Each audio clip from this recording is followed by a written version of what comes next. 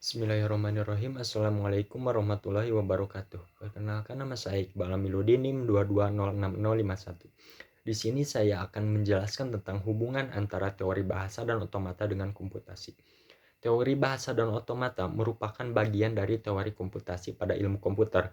Beberapa teori komputasi datang dari bahasa dan rekayasa sistem, terutama berbasis matematika. Ilmu komputer memiliki dua komponen utama, yaitu satu model dengan gagasan mendasarkan mengenai komputasi, dua teknik rekayasa untuk perancangan sistem komputasi. Teori bahasa membicarakan bahasa formal atau formal language, terutama untuk kepentingan perancangan kompilator atau compiler, dan pemroses naskah atau teks prosesor. Bahasa formal adalah kumpulan kalimat.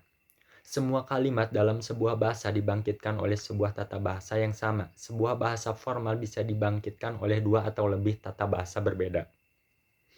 Lalu ada otomata, merupakan suatu sistem yang terdiri atas sejumlah berhingga stage, di mana stage menyatakan informasi mengenai input.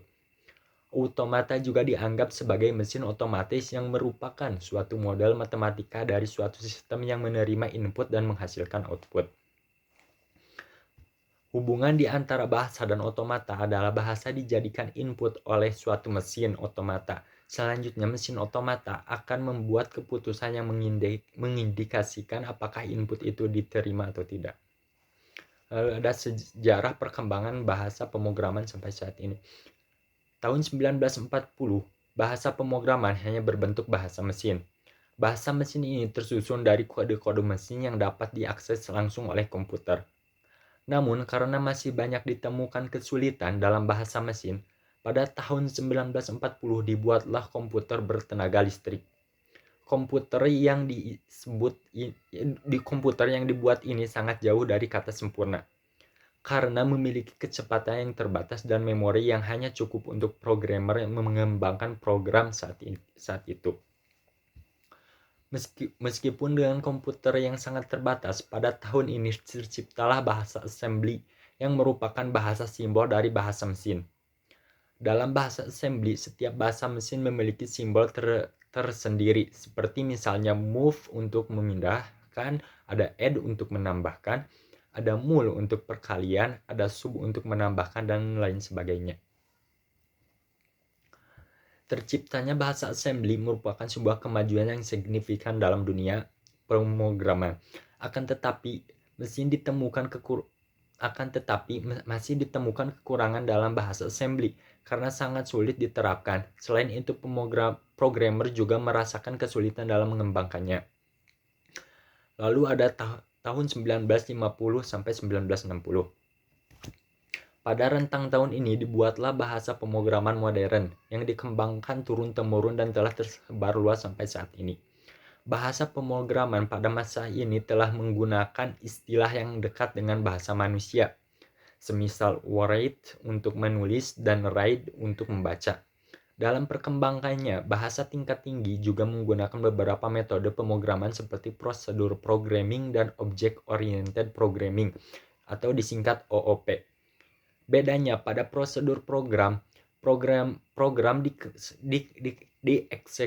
dieksekusi dengan mengembangkan variabel-variabel yang berkaitan. Sedangkan pada OOP, program dijalankan berdasarkan objek. Lalu ada tahun 1967. Pada periode 60-an sampai 70-an, memang terjadi pengaruh yang signifikan pada perkembangan bahasa pemrograman. Kebanyakan bahasa pemrograman yang digunakan pada saat ini berasal dari tahun 60 sampai 70-an. Seperti Simula yang merupakan bahasa pemrograman pertama yang dibuat khusus untuk mendukung pemrograman yang berorientasi objek. Kemudian ada Prolog yang diciptakan oleh pemrograman logika yang pertama. Selain itu, bahasa pemrograman yang dikembangkan pada periode ini diantaranya ada Pascal pada tahun 1970, ada Float pada tahun 1970, ada C di tahun yang sama, ada Smalltalk di tahun 1972, dan juga ada ML di tahun 1973, dan ada SQL pada tahun 1978. Lalu kita masuk ke periode 1980. Pada periode ini, bahasa pemrograman mengalami kemajuan yang mana tahun 1980 merupakan periode periode dari konsolidasi relatif. Pada tahun ini dikembangkan C++, yaitu bahasa pemrograman yang dikolaborasikan dengan sistem programming yang berorientasi kepada objek. Pada tahun ini juga terjadi fenomena baru dalam desain bahasa yang lebih fokus pada penggunaan model secara masif. Selain C++, bahasa pemrograman yang dikembangkan pada periode ini di antaranya adalah ada 1983, ada Eiffel pada tahun 1985, dan ada Perl di tahun 1987, dan ada FL di tahun 1989. Lalu pada periode 1990 untuk memudahkan programmer membuat aplikasi, pada tahun ini selain dikembangkan untuk berorientasi kepada objek, juga ditingkatkan agar bahasa pemrograman berbasis visual. Gerakan ini diawali oleh Python dan Microsoft Visual Basic 1 pada tahun 1991. Selain itu ada Delphi yang dikembangkan dari Pascal untuk Windows. Puncaknya adalah pada tahun 1997 di mana Visual Basic 5 dirilis untuk memudahkan koneksi ke database dan OO COBOL yang bisa digunakan dalam versi Windows. Tidak dapat dipungkiri, mayoritas programmer berpendapat bahwa tahun ini termasuk tahun yang sangat produktif bagi dunia bahasa pemrograman.